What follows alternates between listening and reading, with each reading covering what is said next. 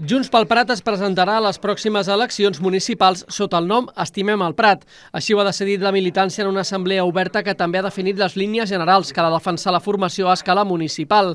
El portaveu municipal de Junts, Gerard Valverde, ha defensat el paper de la formació al consistori al llarg dels 2 anys i mig del present mandat.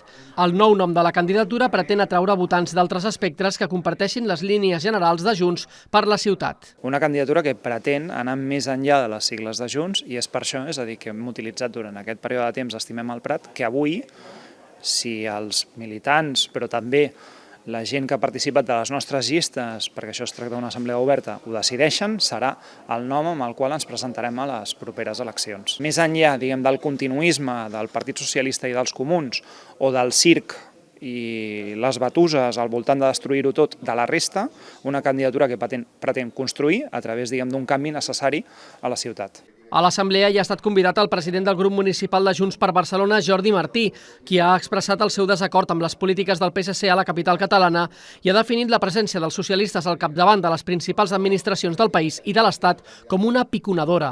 Precisament la relació de Junts amb els socialistes s'ha sacsejat aquests dies quan la direcció del partit ha trencat amb el PSOE pels incompliments del pacte d'investidura, un trencament que ha estat avalat per la militància aquest dijous. Valverde ha comparat la situació a l'Estat amb la relació de la formació amb l'equip de govern municipal de Comuns i PSC. Faig la mateixa que faig dels compliments del Partit Socialista i dels Comuns al Prat. Vull dir, les promeses no deixen de ser promeses fins que es compleixen. I pel que sembla, vull dir, amb l'ADN d'aquests dos partits, les promeses no es compleixen. Vull dir, la seva manera de fer política és una manera que a nosaltres ens costa d'entendre. És a dir, si nosaltres posem coses per escrit i acceptem determinades negociacions i acceptem determinades promeses, es traslladen en polítiques reals. Ells sembla que no i la gent es cansa.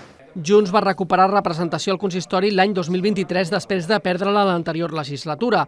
Ara volen incrementar la seva presència ampliant la base de votants. Si la candidatura l'encapçala Valverde o una altra persona, encara s'ha de decidir en una futura assemblea.